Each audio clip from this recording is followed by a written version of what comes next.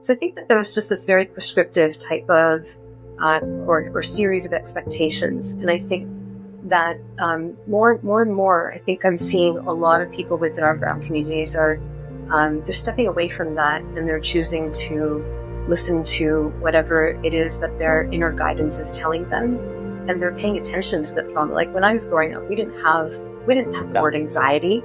We didn't have the word trauma. We didn't even have the word depression. Like, those things weren't. No, it didn't exist. Right? I mean, we felt them, but Exactly. no one said anything about it. You just sort of, you pick up your socks and you keep walking. Hi, everyone. Welcome back to Zen and Now. Today, I'm thrilled to chat with the amazing Salima Pirani, a Reiki and mindful practitioner who helps people unlock healing, balance, and their inner peace. We'll dive into the magic of Reiki, the power of mindfulness, and how you can bring more calm and clarity into your life.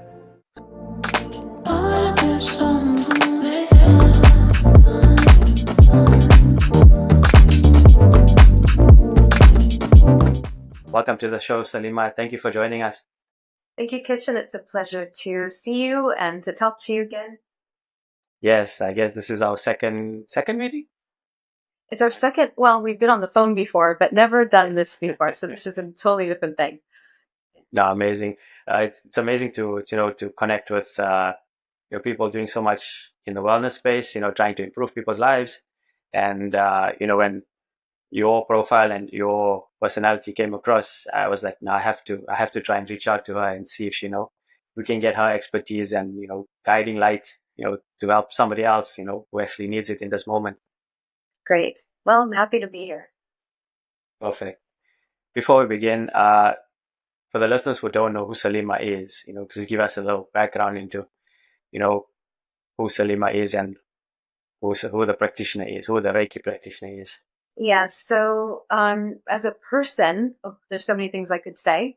But as a Reiki practitioner, Reiki teacher, I found this path to be perhaps the most pure way to kind of express what I feel like I want to do in the world. I'm often giving Reiki treatments, but I'm also a teacher. So I teach Reiki to lots and lots of students, so hundreds of students in person. So I do small group classes, and I do see people one-on-one. I also do a lot of work on Zoom and on the phone. So I have clients kind of scattered all over the place. I teach a lot of mindfulness as well.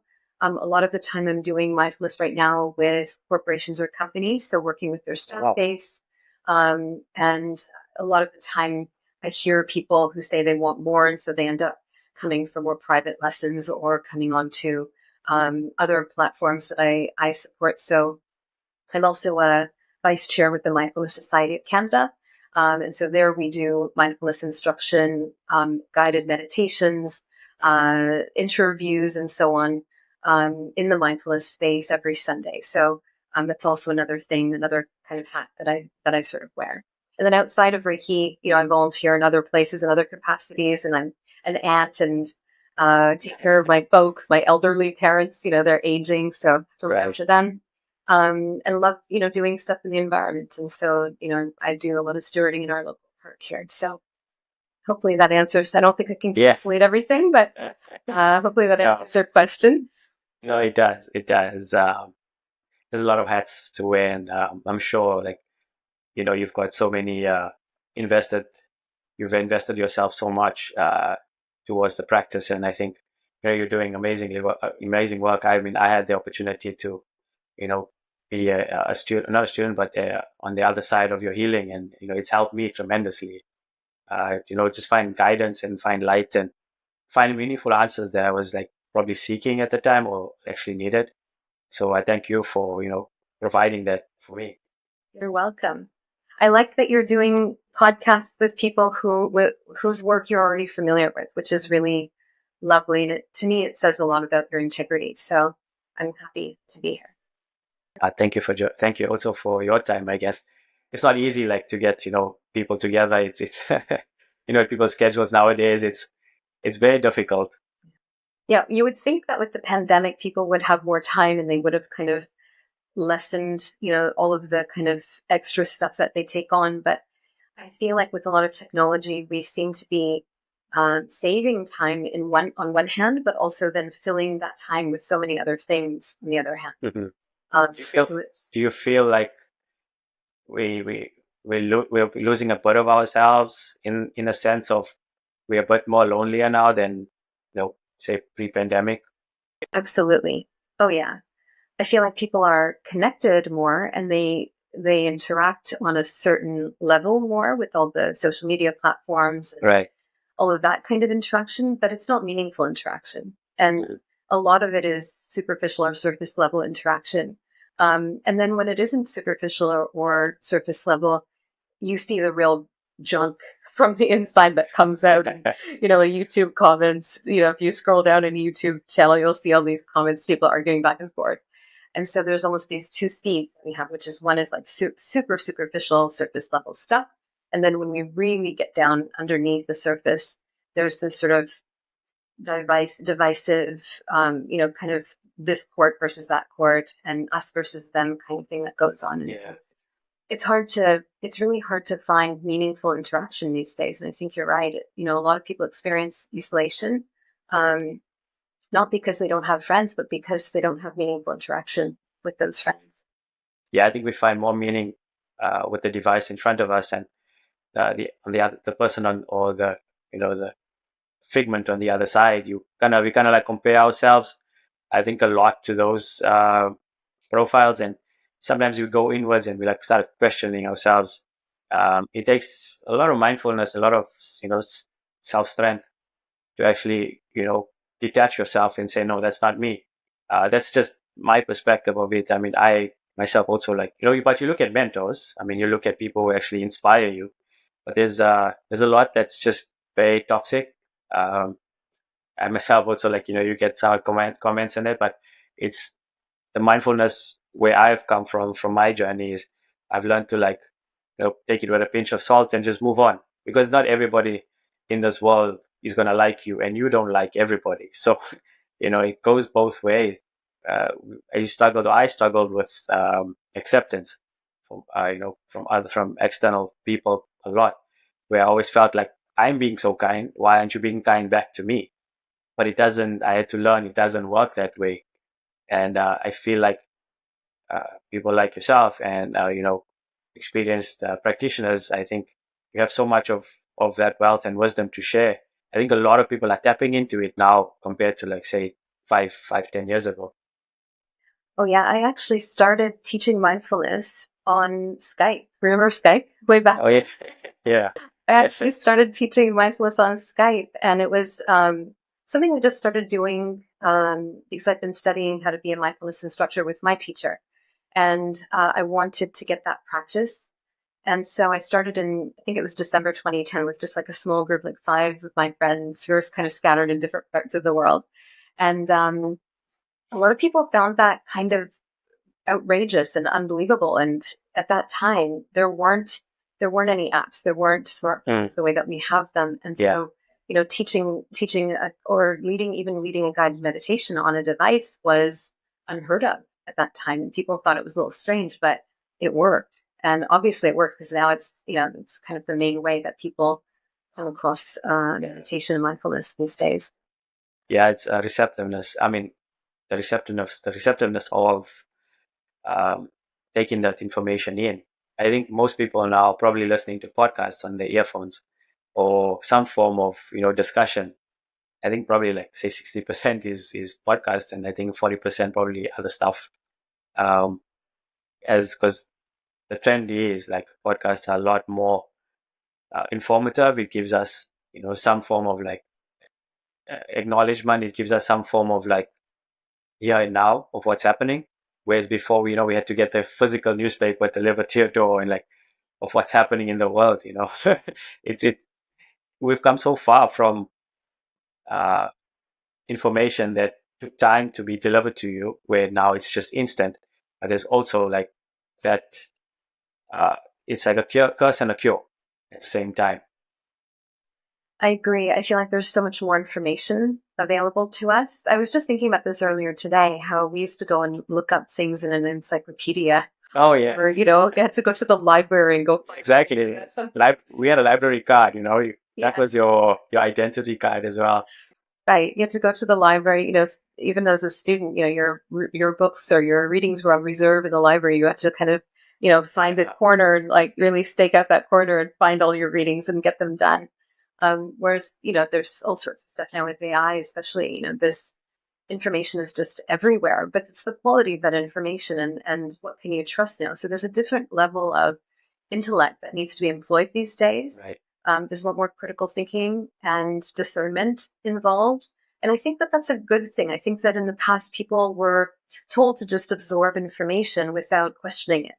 And I think one good thing that's coming out of all of the technology and the advancements today is that people are learning to be intelligent in a much more sophisticated way, in a much more human way. Yeah, rather than just, here's what the encyclopedia says, that's the Said answer, stuff. right? Yeah, yeah. I'm not sure if you're aware that we also had the Encartas, the series of Yes. those. It was like the next evolution of technology from the books to CDs, and then I'm not sure what the next one was. Probably like instant messaging.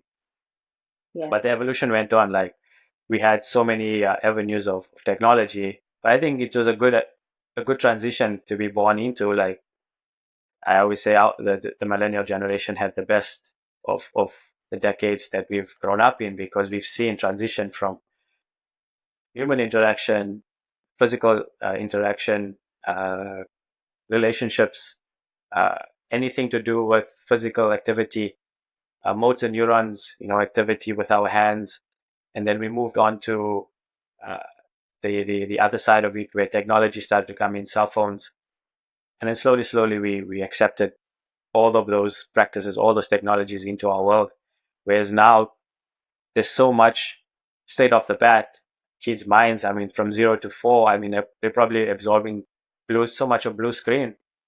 I think they're losing out on that actual being a kid part, and just figuring things out, playing with your blocks, or touching, the the ground outside, and or just being a kid instead of consuming so much of that light and information at the same time. Yeah, I think it's hard to be a parent these days, not just a kid, but it's hard to know.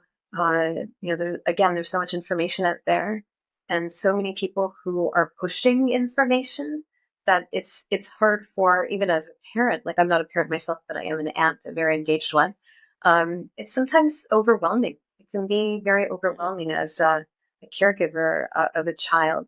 And then, to be growing up in a world where there's just so much proliferation of information around you, I think it's an act of sovereignty and maybe even a bit of a defiance. And, to kind of step away from that and say, I'm not going to get a smartphone. And I think there are some kids that are doing that. They're going back to that kind of almost analog way of being. And Yeah, yeah, it's lovely to see that they're choosing for themselves. And I think that's a statement of their power and exercising their power. It's wonderful that they can do that. yeah. So it's essentially rebooting, cleaning out everything that was, functioning, and resetting. Yeah. Similar, like in technology, we always have to do those things, even as an IT technician or practitioner and an administrator. I think there's so much we get so involved in the technology that we're using. We also need to forget that the technology also needs a break on the other side. It needs a clean out, needs a reset, needs a bit of self-care, self-love. We need to give it love as well. Like just how we take a bath in the morning, so does your technology. It needs a rest to That's right. to function with you in a unison. Yeah. If anyone's listening, power off your computer at night. The problem is we're so connected. It's so hard. Yeah. It's tough. Yeah. It's tough. But coming back to yourself as a practitioner, do you see a lot more people now requesting these kinds of healing towards, I'm burning out. I really need something to realign myself. And that's why more and more people are seeking out this kind of practice. I don't know if they come to me just for burnout. Often by the time they get to me, they've already tried various things and they found that those things haven't worked for them. Mhm. I do feel like people think burnout is normal and they just sort of manage Right. that burnout. I see a lot of people who, by the time they get to me, they have like a physical ailment. So they've got pain in their body, they've got arthritis, they've got, you know, they've got heart issues. They come with some serious stuff sometimes, and they don't often link it back to certain ways of behaving and certain habits and things like that that have been going on throughout their life. And I find that when I come back and I point to certain things to them and say, okay, well, do you remember this happening? Or there was a period of time where this was happening. Um, it takes them a while to really connect the dots sometimes. But when they do, it's a bit of a eureka moment. Yeah. And so, people always have been talking about stress and how bad stress is. But I think our baseline stress has kind of gone from somewhere around here, has kind of skyrocketed over the last 10, 15 years. Um, as sort of advancements kind of increase this way, so does the stress that we experience Yeah. increase in the same direction. And so I do feel like people are disconnected and burnt out, but I also feel that they don't usually see that that's the biggest problem. They only really pay attention when it comes down to now my work is affected, my family life is Yeah. affected, I'm having problems with my partner at home, I don't know how to take care of my kids, whatever it might be. There's a breakdown in some aspect of their life, and then they come and lie down and they start to see all the things that led up to it. Yeah. Is it not? Yeah. I mean, it's difficult to actually then, when everything is going right, it's difficult to identify that something is wrong and then seek out that or that help. 'Cause I mean, you think everything's okay, right? There's nothing to be concerned about. So yeah, I understand. It's difficult to like figure out when you actually need that healing, because only when you hit the wall is that's when you kind of like, okay, I need this. This is what I need right now. But when you're in a good space, good frame of mind, a good state of mind, you don't really like take too much notice of it. I don't know. It's just probably something that's very difficult to be very mindful of. But maintenance, I think, when we look at take a comparison to when you're driving your car or looking after your car, it goes for maintenance. Doesn't matter whether it's okay or not. It still goes for that checkup. It goes for that tune up. It goes for that oil change. And similarly, like that, we need to do those things. You know, set time. I'd say maybe every 4 months, every 5 months, do those check-ins. And I think that's where, before you hit the wall, you do those practices, then you won't hit the wall. Yeah, and I mean, you can still hit a wall, but I feel like those practices really help reconnect us with ourselves. I was just having a conversation with a friend of mine last night, and she asked me, how did I make big decisions? Like, did I consult people or did I not Yeah. listen to people? Did I listen to my inner compass or my inner guidance? And I think she called it breadcrumbs.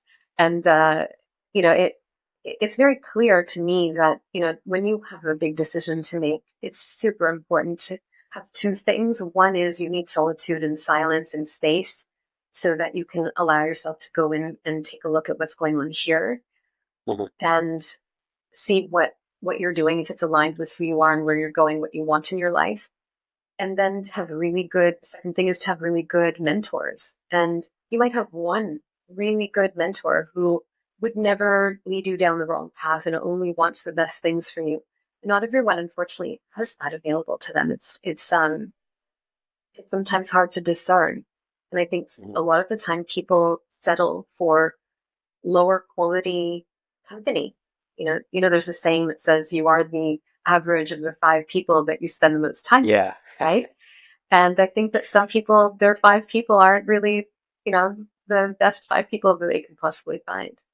And so they might not realize that there's a higher level of help or assistance or presence, even just someone who's there to be present for you while you work things out.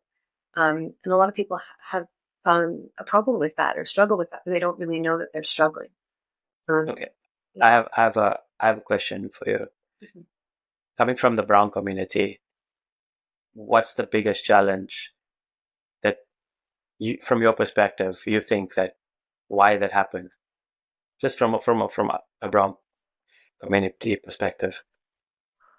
I don't know. This is a big question for me. Okay, so, uh, okay, so if I No pressure, no my pressure. own, yeah, my own experience might not be relevant to everyone else's, but I feel like a lot of what goes on is we're taught to be a certain way and to have a certain life path and to Okay. follow that life path. And then things might happen to us along the way that clearly aren't along that path. So I'm talking about trauma. Usually it's trauma. There's some kind of trauma that happens along the way for everybody. I think for Right. everyone. And it's different for everyone. Some people, my trauma that feels really big to me might not feel super big to you. Or I might explain something that happened to me a long time ago and that was traumatic to you. And you might think it was horrible and really bad, but I just sort of muddled along because I didn't know any different. Yeah. But I feel like there's expectations within our communities in being in brown communities. I can't say that they're all the same. No, But no. I mean, yeah. yeah, I really feel like there's certain expectations, get good grades, go higher education, get a good job, get married by 24, have 2, 3, 4 kids, settle down, retire from your job and have a good life, right? And not everyone's path looks like that. And I feel like a lot of the time we have these little mini traumas or maybe even major ones along the way and we don't listen. So we don't stop and we don't take the time to actually listen, but rather we are influenced by what our elders want for us. And often all they want is they want us to be happy and secure and most of the time prosperous. Right? They want those three things. Yeah. They don't really want us to be spiritually connected so much. Like that's not a huge consideration. They want us to show up at the spiritual places of worship and wear the right clothes and know the Yeah. prayer or whatever. Exactly. But they're not going to really guide us to drop our worldly possessions and go on a retreat, for example, for a month or something. That's not really part of what mainstream brown cultures want for us. So I think that there's just this very prescriptive type of or series of expectations, and I think that more and more, I think I'm seeing a lot of people within our brown communities are they're stepping away from that and they're choosing to listen to whatever it is that their inner guidance is telling them, and they're paying attention to the trauma. Like when I was growing up, we didn't have the word anxiety. We didn't have the word trauma. We didn't even have the word depression. Like, those things weren't No, it didn't exist. right? I mean, we felt them, but no one Exactly. said anything about No. it. You just sort of, you pick up your socks and you keep walking, right? There's no Exactly. Yeah, you get on with it. You just you exactly. concentrate on your schoolwork or whatever it was, and you keep moving. But I think that was what has caused so much of, I think, the enlightenment right now. It's never too late to figure it out, I guess. We feel like so good for people who actually trying to figure those things out now. It's not a very nice journey to go through. Trust me. I mean, you know what kind of darkness it is. It's you sit with a lot of emotions. You sit with despair. You sit with unkindness towards yourself. You feel like you've let yourself down. You've let your families down. But you just did the best that you could, or you were taught at the time. You didn't have an environment where, like you said, you drop everything and go on a retreat to find yourself. No, it was you had to be structured in a way that this is the way life works. Some of it works, yes. It's good to have those accomplishments in place because it sets you up for later on in life. Yeah, and I also can't say that it's different in terms of adversity. Adversity also sets you up for great things later on in your life. I when I was born, the doctors found out that I had dislocated my hips, Wow. and so my hip joints were out, like the ball and the socket were disconnected. And this is when you were younger. I was less than a year old when they figured this out. And so I ended up growing up, like my first 4 years were in Sick Kids Hospital in Toronto. Like I was in the hospital, immobilized from here down, in a cast. And I can't imagine how much suffering that caused my parents, first of all. But I had a very different, like, 0 to 4 was very different for me than it was for a lot of other people. I had a lot of time in solitude, in quiet, Right. but also trapped and unable to walk when everyone else was walking. And, I remember I had maybe two big memories. And one of my memories was, where they had a TV in the room. And I remember watching the TV, and there were people, this is like the 70s. So there's a lot of like hang gliding, lots of colorful hot air balloons. Those things were really Oh, popular for a yes. certain period of time. And I remember watching hang glider on the television. I hadn't even taken my first step yet. I didn't even learn how to walk yet. And I was like, I'm going to do that when I'm older. I'm going to go and do that. And I remember saying that to myself. And, it's kind of ridiculous when you think about it from a, a logical place. But when I was, I don't know, maybe 30, I went hang gliding, and it was something that I promised I would do myself for myself. And I did it. Um, but, adversity, I don't think if I had that adversity, I don't think that I would have had such resolve and such resilience and such determination. I remember my mom telling me stories about when I was very little. Sometimes I would get to come home from the hospital and I had, like I had this cast from like the chest down. And she said she would put me in the room to watch, like the living room to watch TV. And she would go and make dinner or something. She'd be in the kitchen. And then she would hear like a big sound from upstairs. And I had gone and elbowed my way up the stairs. Oh, wow. Like, What's the cast and all? I dragged my whole body upstairs. And I went in the drawers and I was going through all of her stuff, right? And I'd get in trouble, but there was, kids don't know what no means. There's just this natural curiosity, and I think sometimes we forget to be kids, and we forget that the adversity that we go through isn't a dead end. Isn't like this is it. This is your whole life. Nothing is going to be good from here on. This is an experience that you're having. Take a moment and feel what you're feeling, but also know that the whole world is still open to it. Yeah. And it doesn't mean that you have to stop or give up, right?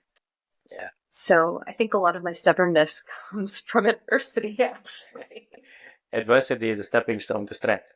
Yeah, that's right. That's right. I mean, when you go to the gym, right? If there isn't a next level or a next step or another progression, then what are you really there for, right? Yeah. It's to be this feeling of, conquering your fear or going to your edge and surpassing it.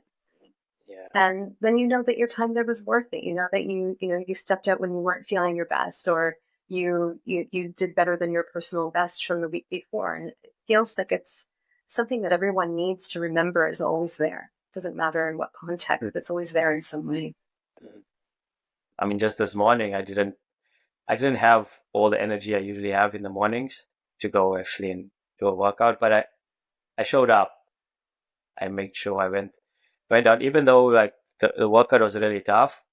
I made sure I got towards the end, and you feel that sense of joy when you accomplish that.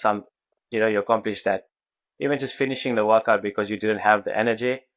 Uh, you know, that's the wisdom I've learned to accept now going forward. Is even if you can't give your best, show up for yourself. It will just the small wins matter as well, just as much the big wins. We don't celebrate enough. I don't think the small wins aren't celebrated enough. And it's not acknowledged enough. We think, oh, we just, only once we reach that pinnacle is when we'll celebrate. But that pinnacle might never come. Yeah. This might be your pinnacle, and that's okay because tomorrow is never guaranteed. Enjoy it now while you can, and just start. I think I'm wanting so much now for that vacation just to start your whatever is it that you want to do in life, whether you're 50, 60, 20, 40, and whatever it is, and there's something that you really want to embark on, just start. Small steps. Even if you put it down on a piece of paper, you've begun your journey. That's right. It's just even from the conception stage, like you said, putting it down on paper. I think a lot of the time people say, oh, I'm too old, or, I've got all these other things, or, it's never going to work for me. And I feel like you've already sabotaged yourself. You've already quit before you even had a chance to begin. Yeah. And I think that mentality needs to be observed. And there's probably a reason why that mentality is there. It's a learned behavior from, I was talking about like our elders and, those who raised us. Often it's a learned behavior that comes from somewhere. It comes from a person that Right. we've learned it from. Because children don't have that mentality. No, they fearless. Yeah. You'll see them, they're just jumping around. They're Jumping fearless. from, yeah, sometimes it's a bit scary. Like, were we that way? Okay. We were all that way. Every single one of us had that I think curiosity. I think our body scars are there to prove it. Oh, they are. They definitely. I've got one on the side of my head right here. Yeah, they're all there. Yeah, Yeah, it's all over us. I think the canvas is not a canvas, and it's a canvas of scars. that's right. But they're small little trophies, they're Yes. small little trophies for us. They also remind us of the memories we had growing up. Even we still get those now. We still bump our heads and cut our knees or slide here and cramp here, cramp there. It happens. Yeah, So it does. It yeah, does. But you can't let it stop you, right? no. I think so much of the time we're so afraid and we're attached to this physical body so much. And one thing that mindfulness has sort of taught me and reminded me of is that this body is here for us to use. It's not, and it's part of the earth. Every element of our physical body comes from this planet. It's not the sum total of who we are. It's an instrument and it's a tool for us to carry out whatever it is that we're here to do. But we don't have to treat it like an egg that we carry around, right? So, I mean, we have to take care of it, but we don't have to be afraid of it. I mean, even an egg gets hard when you boil it. That's right. That's right. It does. So take the chance. People dive in, just dive in. That's what I say. Try it. You never know. Yeah. That's right. But try and get me to. Yeah. Yeah. No, you go ahead. I was going to say, try and get me to jump off of a cliff into dark water. I'm not going to do it. I don't think I could do it. I'm too afraid of losing my contact lenses in the water. Ah, okay. Yeah. So just tell somebody else. You try it first. Let me know. They did. They were at the bottom. They were in the water, 20 feet down, and they're like, "Come jump! It's great." I'm like, "I'm going to lose a contact lens, and I can't do it." Yeah. I can borrow you some. I've got some goggles for you. You can borrow some. Perfect. Misconceptions of Reiki. Is there any that you feel people aren't too aware of, or they're a bit skeptical of it before they even begin it, or even try to? Yeah. So there are a lot of misconceptions, even amongst Reiki practitioners in the Reiki community. So maybe the biggest misconception is that it's a Japanese healing technique. You'll see that everywhere. It's a Japanese healing technique. And it's not actually Japanese, but the person who brought it to the forefront or rediscovered it or reconnected with this energy happened to be Japanese and had a Japanese name and used Japanese terminology. So Reiki, divine energy. Reiki is divine energy. Used Japanese words to describe it. And so that's maybe the biggest misconception about it. And then I think the second part of your question was, are there people who what happens when people are, maybe not trusting it, maybe don't know what it is? And I can't blame them because Reiki has been watered down over time. Right.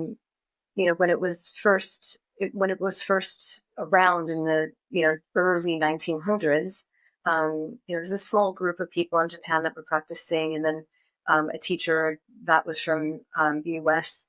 came, learned Reiki, and then took Reiki around the world. And then all of the teachers that were attuned and created out of that, they created their own lineages. And when they created their own lineages, they all added their own thing to it and subtracted things from it. So they cut corners. And one of the biggest things, and even within the Reiki community, that's a misconception, is that Reiki can be practiced and taught in any way that you want. And the one thing I would say that's the most important thing is if you don't go through a process of attunements with your teacher, you aren't channeling Reiki energy. You're going to be using your own energy, or you might be channeling some other kind of energy. And so Reiki energy is distinct, and it has a very high frequency, and it comes from the highest of good. It's got that divine energy quality to it, right? So it's divine, Uh-huh. and it can only do good. It can't harm. So I think, when people are skeptical, I think that they're skeptical because they might have had an experience with someone who wasn't attuned properly and maybe was using their own energy, didn't know that they were using their own energy. And perhaps that person who received the treatment didn't really feel any positive effects, Yeah. right? Okay. This is what has watered it down. And this is why people are skeptical. And again, I don't blame people for being skeptical because they must have had a bad Right. or a lackluster experience Experience. because someone who wasn't attuned. Yeah. How do you protect yourself, or how do you keep yourself from absorbing, or once you done your practice for the, for that session, how do you protect yourself? I Because I know that's forget. I Yeah. mean, it's so important as a practitioner. You, like a psychologist or psychotherapist, whatever it is. I mean, they absorbing all of that information, not just from one person, but from different aspects of life, and just to be bombarded with all the energy. What does it feel like for you as a practitioner? So um, I'll talk about how I protect myself, but maybe you asked this the second part of your question was how does it feel like for me? It keeps me on my toes. It's interesting. As somebody who very likely has ADHD, my mind is very busy, and so even as a mindfulness practitioner, I Right. find that I use that busyness in order to observe the mind. And when I'm working, I find that I love it when I see different people coming for different reasons. And so when I'm with them 100%, right? So I keep myself engaged with them. I allow myself to attend to whatever it is that they need. And so a typical day for me might be, someone lost their loved one, or somebody has a cancer, or someone's getting ready for surgery, or someone comes in and they feel like they've got some lower or negative energy attached to them, or a spiritual attack of some sort. So my day can look very, very different from day to day. In terms of Reiki clients and Reiki practice. Um, and so I love it because it keeps me on my toes. I get to do my best work. I'm channeling energy. So because I'm channeling this energy, I am protected. I'm already protected because anytime you give a Reiki treatment, you're getting a Reiki treatment at the same time because you're in that light, you're in that energy already, right? Makes So sense. in and of itself, there's a protection. Also, I forget about the person when they leave. I don't remember them or think about them or think about their problems. That's good detachment. Yeah, that's good And detachment. I just do it naturally. So I'm not, when people say, oh, you talked to me last month, or not even last month, like you talked to me like 6 months ago and, you said this and that, I won't remember what I've said to them because most of the messages that I give them are channeled. Number one, they're not coming from me. And number two, I actually, whenever I get off the phone or finish with a client, I get up and I go and make myself a cup of tea, or, I go and get a breath of fresh air. I'm not sitting at my desk thinking about them. So I physically remove myself from my space. And then I do a lot of clearing. So there's a practice in Reiki that I teach my Reiki level 1 students, and that is to cut ties with their recipients. And it's a very simple practice where you're just literally as if the chakras, right? Yeah. Major Yeah. energy centers. Yeah. So it's possible that you can have an attachment to someone from one of your chakras to their energy field as well. Okay. And so just by cutting that off and intending to cut ties with them, it separates you from them. And there's a very physical way that you do that. And that gives you a bit of freedom and a bit of space where it feels like I'm not worried about them. And they're also not going to feel like they're my best friend or relying on me every moment for help for everything that's going on. Yeah. Right? So It's like a physical, like taking a sword and severing. That's what I tell the students. It's like there's a sword here, and you're cutting Cutting it. space in between you and the other person. And then there's higher levels of protection, and so there are certain invocations that you can align yourself with certain higher beings. And there's also like physical practices. So a lot of people will burn sage or Palo Santo or one of these types of things And if your heart isn't in the right place and you don't understand how to clear the energy, then even burning sage isn't going to work. So anytime that I'm doing something like that, I'm burning sage, the intention is there to give gratitude for that plant medicine, gratitude to the earth and the elders. There's also the feeling of every time I'm burning sage, I'm wishing well. I'm not hating or just, Right. pushing myself away. It's may all beings be happy, may all beings be peaceful, may all beings be free from suffering. And so I burn the sage with that intention. And that clears my energy and it clears the energy around me. And so there's various things that you can do to protect yourself. Those are just a few. There's many others. Right. Yeah. Yeah. Yeah. No, great.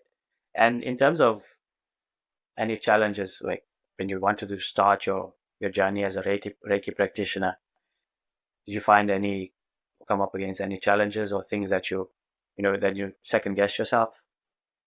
Yeah, the biggest challenge was me and, actually making such a big change because before I was practicing Reiki, I was always working in health in some capacity, but I wasn't doing direct services. So I wasn't like a health practitioner. I was always working for a charity or a foundation to support health practices either here in Canada or in other places in the world, for example, in East and Southern Africa in the last organization I worked with. And I was so identified with my work and I really believed in my work and I really believed in all of the good things that my work was able to facilitate. And how many people, like hundreds of thousands of people that Yeah. were being helped from the work that I was doing. And so it was a real struggle to extricate myself from that identity that I had put on. That was my job and my role. Okay. And it took me a couple of weeks. I remember I went off by myself for maybe 10, 12 days, and I meditated every day for hours and didn't tell anybody where I was, didn't accept any invitations to go traveling, no New Year's parties, no nothing, none of that, which I normally would have gotten on the first plane and gone here and there. Didn't do that. And instead, I spent that time in solitude and meditated every day. And the answer when I went back to work in January was very clear. I needed to leave and I needed to do it immediately because if I didn't, then the opportunity wouldn't have come back again or I wouldn't have gotten the courage to do it. So a few things, if anyone's thinking of leaving your 9 to 5 or your regularly scheduled life and following your heart and following a path that is different, maybe starting your own business or starting up a healing practice, is make sure that number one, you have a cushion, like you've saved up some money in this economy. It's just, you have to take care of yourself on that very foundational level. So make sure that you have savings, make sure that you have a cushion. Number two, make sure that you have not only a cushion in terms of financial stability, but make sure that you have your loved ones and your family around you who will know what you're doing and believe in you and trust you. And they might not understand what you're doing, but they're there to support you. And so having that support, I find, is crucial and critical for people. A lot of the time, just leaving your work and kind of dropping out, so to speak, can have catastrophic effects on a family and the structure of a family. So talk to your loved ones, talk to the people who, you live with, however that family looks, whatever that family structure looks like, and really talk to them and tell them what you're doing.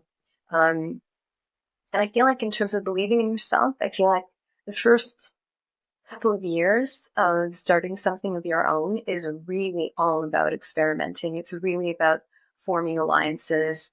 It's really about talking about what you're doing in an effective way, an intelligent way. It's really about understanding what you uniquely are able to accomplish and do, what you want to do, and where the needs are in the community, who needs you and how do they need you, and being able to be available on the level that you can for those people who need help. A lot of my work is shared word of mouth, and just one person at a time. This is one person at a time. Over the last 15 years, it's just been one person at a time this entire time, and it's because I look at each person, I'm there 100%. Just even being present with somebody for an hour can really change their life in many ways. I feel like people aren't listened to these days, even talking about isolation, or it feels like, we really don't feel seen or heard or understood. And I think that if people have that ability to be with someone who they trust and respect and who is able to help them in some way, I think that it can really give them themselves the confidence that they need. And so if you can do good work, if anyone here is looking to make a big change and start a healing practice, do good work. Do work that you can really stand by. And that integrity will speak for itself. I love that. Thank you for sharing. I really appreciate that. And all the points that you gave, I think, probably resonate with some people and, give them the guidance that they need to start their journeys. Thank you for that. I appreciate that. Anytime. I tell people all the time.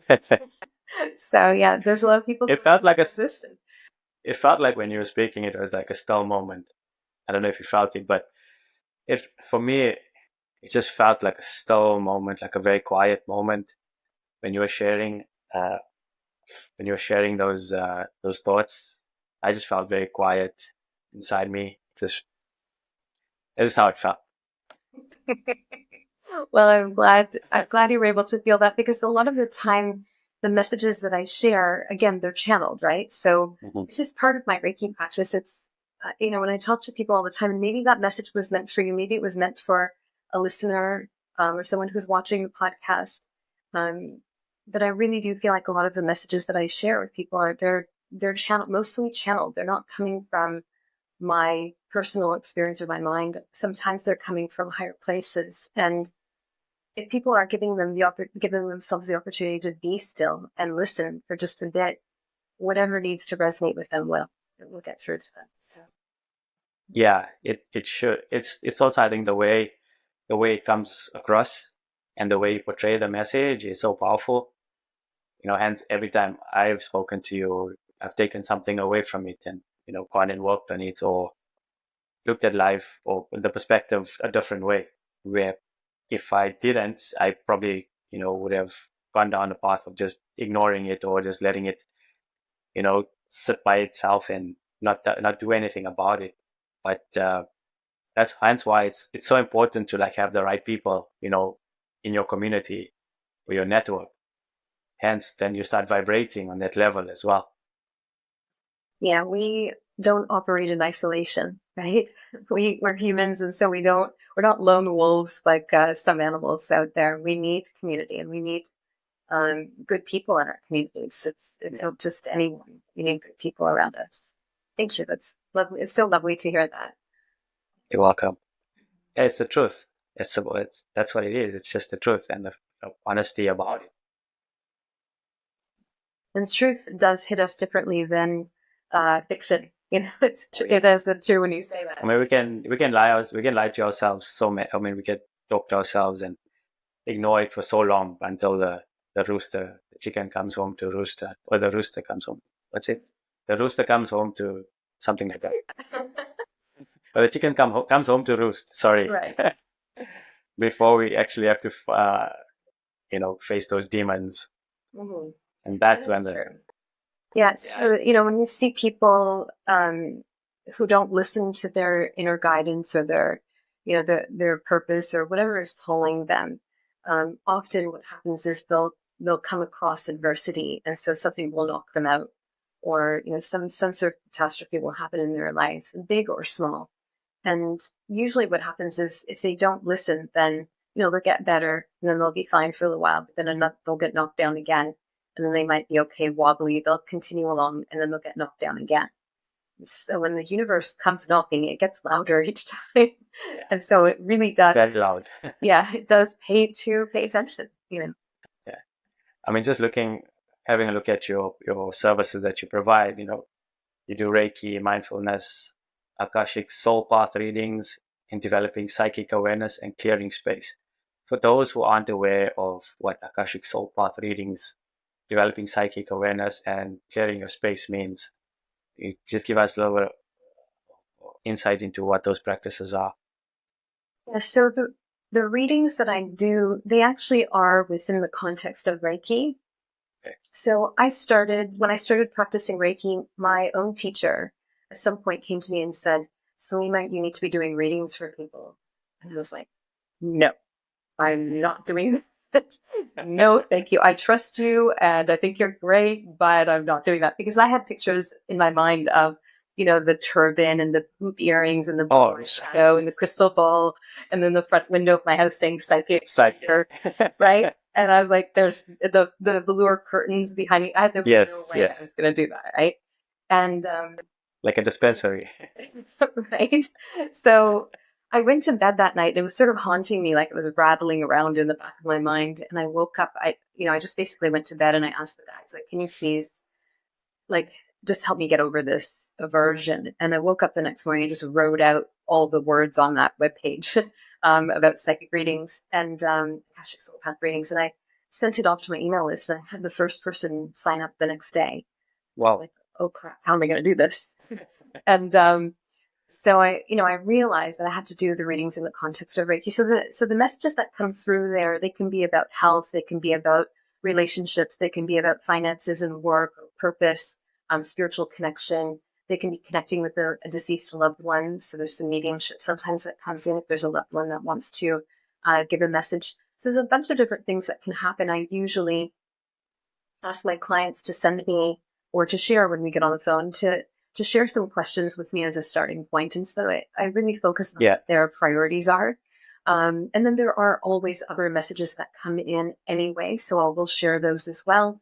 And that's really for direction. It's more information. It's knowledge. It's channeled information for them so that they can then take that and go away and do something with it. So improve their life in whichever way they want. And they're free to listen to the messages or not. But if things have knocked them down, maybe listen to them and, so you don't get knocked down again. And so a lot of that is based on their karma, their past experiences, what their path is, what's available to them in this life, if something's available or not. And then how to navigate, approaching that or how to proceed. And so those are really lovely. They're phone calls that I do with, or Zoom calls that I do with my clients, and I do them often. And then you asked about developing psychic awareness. So this is a course that I actually took with my teacher a long time ago. And at some point he came to me and he said, Salima, you need to be teaching this course now. And so I started to teach that since I think 2014, 15. And this course it's a one-of-a-kind course. You won't see another course like this. It's over a period of consecutive dates. It's kind of like a retreat. And then 30 guided lessons that I go through with the students. And they're being given certain psychic tasks that build on each other. So there's a lot of like clearing and, making sure their heart's open, making sure they're operating from the highest of good. And then there's a series of things that are there to help to strengthen your senses. So your sense of seeing and hearing and smelling, taste and touch. And then there's a bunch of sessions there that also sends people into, their attention goes to different places and to go and see what's there, remote viewing or doing a guided healing for somebody or sensing where in the body their issues are. So there's a lot of focus on healing. There's communicating with deceased people, communicating with guides, communicating with role models, deceased or alive. There's moving to the past, moving to the future, so you can see both past and future. Protection. There's a whole bunch of stuff that's taught in that course, and it's like I said, it's a life-changing course, and I love teaching it. But I don't offer it very often. Very often. Once in a while, I do offer it, and it's a transformative experience for a lot of people. And then clearing your space. So I do home clearings for people. So it's like you go to their homes, or okay. So if someone's moved into a new home, the energy doesn't feel right, or there's been a lot of activity in their home, they've been losing things like arguments, unexplained phenomenon, things like that. They're trying to sell their home or property and it's not selling. So I often will go to the property. I take some of my advanced students with me, and so I can train them on how to do this. And we go and we clear clear their space. And it's not just about burning sage. I think people are Yeah, like, yeah, yeah. "Oh, burn It's turning the negative into positive and giving it the best opportunity. Yeah. So Yeah, speaking with any beings that are there, that are trapped, that are stuck in their stories, that are stuck in their minds, and yeah, encouraging them to open their hearts so that they can actually loosen their grip on that property or that location or that family. And when they loosen their grip and they feel more safe and supported, they're able to move on to a higher plane. And the property then benefits from being more clear and free yeah. from any stuck energy that might. Don't go anywhere. We'll be right back after this short break. So in terms of Reiki as an ancient practice, where do you see it in conjunction with modern wellness practices? How do you see it incorporating, meshing the two together? Yeah, so Reiki works really well with modern medicine. I have a lot of clients who have cancers or diabetes or other, really serious physical health issues, and they're going through their therapy, and Reiki works really well alongside it. So what I see happening is a lot of the time there's a physical problem that often did stem from some kind of trauma in the past and then it worked its way and created a physical problem or a physical ailment. And then what happens is there's an emotional distress that comes along with it, right? So if you've been given a diagnosis of some kind of medical issue, your medical issue is one thing, and then your mental state that goes along with it is often exacerbating the whole situation for you. And so when they come in for Reiki, not only can it work to help support their physical state, so Reiki does actually do a lot of good physically for the physical body, but it also helps to bring more peace to the emotions and more calm and bring someone, it changes that sort of autonomic nervous system where, they go from management mode or fight and flight mode, and they go in more to that rest and digest, which is a very healing space. So I've even, given Reiki to people in hospital and hospital beds. And, I've had family members say, "Oh, can I see you in the hallway afterwards?" And, I wonder, what are you going to ask me? And they're like, "Oh, I noticed that when you were giving Reiki that the person's heart rate went down, and the doctors were trying to get her heart rate down all night and couldn't get her heart rate down after she had a heart attack. And when you started to give her Reiki, her heart rate just started to come down. What were you doing?" And I'm like, "I was just giving her Reiki." Right. And so you can see that heart rate variability increased, or, you work with people and you give them Reiki and they say, "Oh, I can't go in for this trial because I don't have the white blood cell count to be accepted into this medical trial." And then like, your white blood cell count is fine. Call the doctors, get them to check again and test you again. And, within a day I get a phone call. "Thank you so much, Lena. My white blood cell count was fine, and I'm into the trial." So I can see it working really beautifully and helping not only their physical states, but also their mental and emotional states. And doctors and nurses are actually coming around to, like, when I go into hospital rooms and I'm giving people Reiki, the nurses will come in and say, "Hey, is it okay if I'm in here? Like, I just came to give the medication. Is that okay?" And I really do see the benefit of having somebody there who's present with their patient. I think that's a really important fact that not a lot of people see, that modern medicine and complementary care can work really, really well together. Yeah. I think if I had the opportunity to probably have a Reiki, session while I was playing sport back in the day, I feel like it would have benefited me, greatly. However, we were skeptical. We didn't understand it. We thought it was just all basically mumbo jumbo. We thought the only way to deal with our issues was to either give your all to your practice that you were doing, but mentally I was struggling. I was there physically, when I was going through tough times, tough periods. I was there physically, but mentally I was checked out. I couldn't concentrate.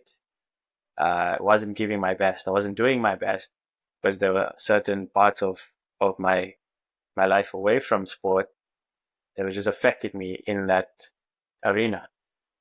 And I didn't have guidance. I didn't speak up to say, this is where I feel, or if I did, then like you said, it was just, just get on with it. You'll feel better if you put yourself in a swimming pool and just swim, or you put yourself on the cricket field and you'll forget about everything that's happening around you or to you. And I feel if I had, the opportunity, maybe I would have thought about it, given the fact I was still young and didn't understand it, very immature in those practices, because as a youngster you feel indestructible. You can manage and handle everything. So given that what we have now at our disposal, feel free to, if you're listening to this podcast and you're at an age where you feel like you are needing some form of healing and spiritual healing or just alignment, try it. It'll do you great benefit. It'll just help you along. I feel like we have the opportunity now. We have the tools at our disposal. We have the practitioners around. Use it. Make use of it. Don't be afraid to try it. It's nothing. It's not abrasive. It's not gonna physically alter your physical form in any way. It's just gonna help you rebalance your thinking, and cognitively you'll be able to function better. It's I can't tell you how many miracles I've seen from just practicing Reiki on people. And the practice itself, like, when I have students who come in and they take the level 1 course, they're like, to me, they're like little children. I see them like little kids. They come in, they don't know what they're doing. They don't know what they're in for. They have no idea. They don't even know what Reiki really is. And I love it because by the time they leave on the second day of the course, they've been given 2 Reiki treatments. They've received 2 Reiki treatments. They've been given 4 attunements to Reiki by me. And they're actually starting to feel the energy in their hands. And, they're able to pick up in the other person's body. They're feeling and sensing where the issues are. And, the person gets up and says, yeah, that's exactly where I had my surgery. That's exactly where I fell. And it's remarkable. It's a life-changing thing for a lot of people. And then to be able to go home and then give yourself a Reiki treatment every day or whatever you want, or even just a spot healing. Yeah. It really can change someone's life. And it makes me so happy when I have like new students who are really new to it, who don't know anything, and they come in like the little kids, on day 1 of the class. They're like, they're just these innocent children to me. And, a lot of them are older than me, but, they come in and like these innocent children, and they come out the second day, and they're changed, for the better. So it's really remarkable, lovely to see. And then they get to share that with their loved ones, right? So how wonderful is that? Yeah, I think we need a lot of that in the world right now. Mm-hmm. Yeah, we do. Given that I know from knowing you as a person, retreats and a big part of your practice as well. How has that changed your life? Yeah, so retreats are an opportunity to step away from, a lot of us operate in sort of autopilot. We get up, we have the same routine every day. Yeah. We go about our day, we end our day. And before you know it, like, even now, like 2025, we're already 3 months in to this year. It feels like the year just started and you're already in March, right? And I feel like a retreat is a really good time for us to kind of step out of that routine and be in a different place, in a different location, under different conditions, with certain rules, with certain practices, spending time looking within and going inside. And, really, there's a lot of people out there who have fear. I'm afraid, I don't want to go, I can't talk, or, it depends on what kind of retreat it is, obviously, but, I'm afraid of flying, or I don't want to leave my family, and these are all signs that we've gotten too comfortable. We've gotten too attached to what's going on a day-to-day basis. And we're not able to then kind of really step back and take a look from outside and see, oh, wow, this is really what's going on, right?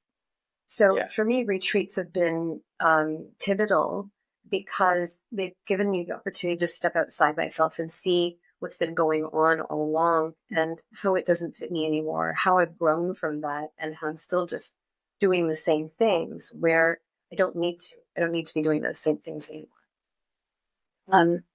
Yeah, and then even having the ability, like if it's a silent retreat, right? Testing yourself. Like it's a real test for some people. They're terrified not being able to talk. And Yeah. it's not a problem, it's not hard not to talk. But I think some people really struggle with the idea, and even, they get there and they're like, what's going to happen if I can't say something? So, right. That we're attached to this idea that, there's something wrong with me, or I'm special, or I'm different. And we're not. We all have worries and fears and anxieties. Exactly. And Exactly. and Human beings. Yeah, for sure. End of the day. Yeah, we all have our things, right? 100%. But like people come up, they come up to a retreat, and if it's a silent retreat, they're like, I'm not going to be able to. This is not for me. I'm not one of that. I'm not one of that. And I think that that's shortchanging people. I think people really owe it to themselves to try out new things and benefit from those new things. Benefit from being in a different place with a different schedule or a different flow of events with people that they might not know, and see how they do. When people go on vacation, they're not afraid to go on vacation most of the time. Yeah, exactly. You're on vacation and you're in a different setting, and that's when your real personality comes out, because you're not back home with everyone that you know, right? Yeah. It's not different with retreat. It's a place where you get to really meet yourself and see how you really respond to changes and to, adversity and different types of things, even joys. How do you respond to happy things? So for me, retreats have been really pivotal in order to see what's really going on. And it's a chance to be with, like recently, I've been pretty much every year, except for a few years during the pandemic, I've gone to Thailand to study mindfulness with my own teachers.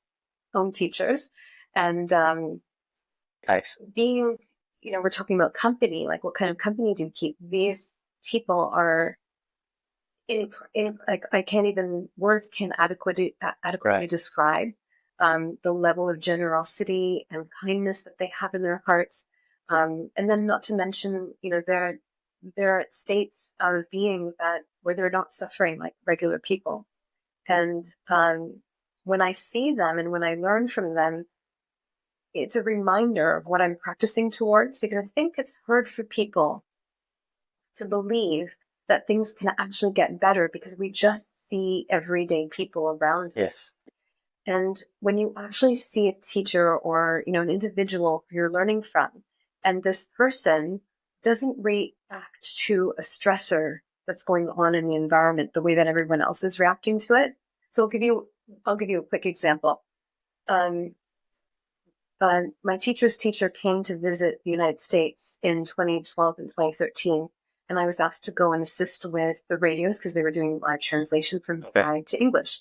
So I went along, and there was one of the assistant teachers there, beautiful woman, extremely powerful teacher. And we were outside after the talk, and there was food, and there was a canopy, and everyone was sitting around under these tables, very large space, and giant speakers, or like, those speakers that you stack on top of each other.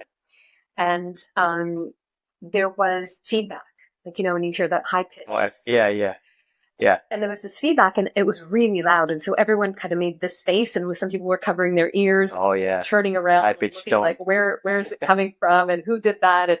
And then I'm sitting a few feet away from this teacher, and I just saw her, and she barely, like, she could hear perfectly fine. She wasn't deaf.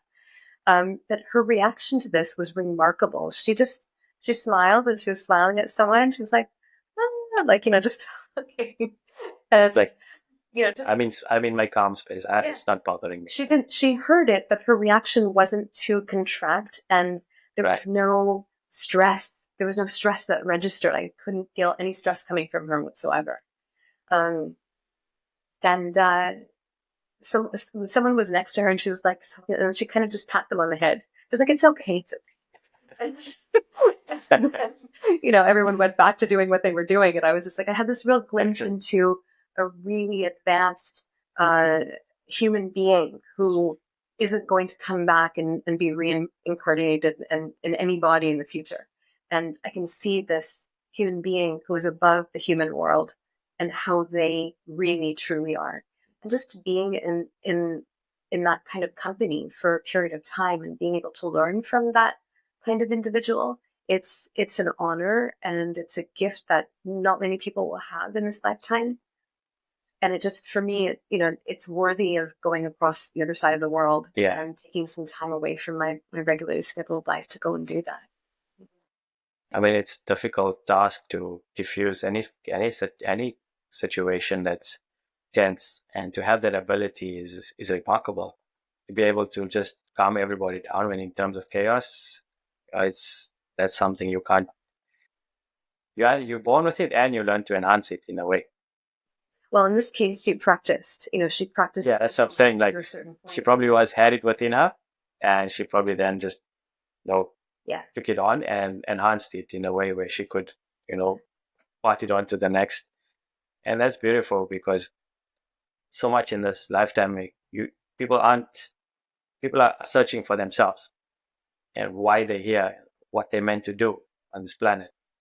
And to find, for me, it was when I realized I'm meant to help, is when I came out of the hospital. When I came out of the mental hospital, that's when I knew my purpose is to help others. But I had to go through the pain, the darkness, the searching, the soul searching. I had to find myself, to find my purpose. And it was scary, but also the experience of being there was I don't look at it as a detriment or a stain on my life. I was meant to be there. I was meant to go through all of those things to actually, like I was saying, clean out all the dirt, all the gunk, all the muck that was there, to reset and move on with my life in a much more healthier and purposeful manner. Hence, like I said, like yourself, you guys are fire extinguishers for the heat that people are going through at the moment. Yeah, it seems like that. And, that's the right outlook that you have. I think a lot of the time people look at their problems, and they create a person around them. Like, this is the person that I am with these problems. And, for you to be able to say, I learned from that experience, and I was grateful for that experience, and I came out of that experience and able to see that my life has bigger meaning and bigger value, and I'm able to help so many people. I mean, look at this podcast reaching, I don't know, thousands and thousands and thousands of people. Not everyone is able to have the mindset. And I think that, if we have the role models, and we have the ability to kind of have that childlike nature to go back and say, oh, I fell down, but I can get up and I can take another step again. Right? It's not the end of the world. That falling down doesn't mean I'm going to stay down there. No. Right? It's how you get up. It's how you get up. That's the main thing. Yeah. And do you have like a favorite retreat that you hold here? Favorite retreat, like a favorite place? Or an actual retreat? Our favorite place and retreat that you'd be like, okay, that's top of the list. Yeah. So, I mean, I mentioned Thailand. That's number one on my list. That's, just, it doesn't hurt that it's in a beautiful country, in a beautiful place. No, for sure. Beautiful, great food, great climate, but just everything just feels so easy there. There isn't, everything flows, and it just feels easy. And this would be a retreat that my own teacher offers. So I don't offer this retreat, but it's a retreat that I have gone on with my teacher. And he offers it to students who have taken his mindfulness course. And then a retreat that I've personally offered a few times is in Costa Rica. That would be maybe my second favorite. Again, good climate, good food. Can't complain with the surroundings. But it also feels just very natural, very lush. I love nature. I love greenery. I love jungles. I love forests, and I love open water. I love rivers. I love the hot springs, the mountains, and so that also feels like another place that I would say, if there's a number two, that would be Costa Rica. One day, it's on our bucket list. All right, let me know when you're ready to go. I'll give you all of my tips that I can give you. For sure, definitely. Yeah. We can have this discussion, the whole night, and won't get tired of it. That's right. There's so much to talk about. Yeah. But for Salima and yourself, where do you see yourself in the short term, what's next for you? I really want to help support my students as much as possible. I feel like um, I have such a great community around me. A lot of my students are, skilled professionals in many different aspects and many different walks of life, but they all have this open-heartedness that I really admire and I appreciate and I'm grateful for. I feel like I've been able to attract a really wonderful, wonderful group of people. And, there's hundreds of them. I can't say they're all the same, but I feel like I really want to support them in their journeys as much as possible. And so that means, helping them set up whatever their Reiki practice might be, or helping give them more opportunities to practice, to reconnect with their practice if they've forgotten or lost touch with it. I really feel that sense of wanting to be there for them. And I like being proud of my students. So it makes me happy and joyful. That's beautiful. And if somebody who is interested in your practices and is actually, wanting to reach out, where can people find you? They can find me on my website, so salimapirani.com. I am sometimes on Instagram and I'm on Facebook. So, you can just look up my name and you'll find me. And I do work on the phone. So if there are people who are not local to me in Toronto, then, there's obviously opportunities to connect in other ways. But yeah, I'm around and I'm practicing most of the year. I usually take a little bit of time off in the summer and often, around the early parts of the year to go off for my own retreat. But otherwise, Technology allowing us to connect. mm-hmm. The power of it as well. Mm-hmm. So, but I will leave the links to the descriptions of your practices in the description of this podcast. So if anyone is looking for energy healing, please reach out to Salima. Amazing person, and amazing practitioner. Please, if you ever, I would attest to it. It's worked for me. So thank you. It's been an honor talking to you. Thank you for reaching out and having me on your podcast. And I hope this episode is helpful to someone out there who needs it. But it's been so lovely to reconnect with you and actually see you, talk to you like this. Same. Yeah. Same. But before we go, I just like to do a quick fire fun round. Okay. Just with you. Sure. Sure. One word to describe Reiki. Pure. Morning or evening meditation? Morning. Favorite self-care ritual? Self Reiki every day. A book or podcast that inspires you? I would say it would have to be my teacher's book, Insight. So Jess Kaufman's book, Insight.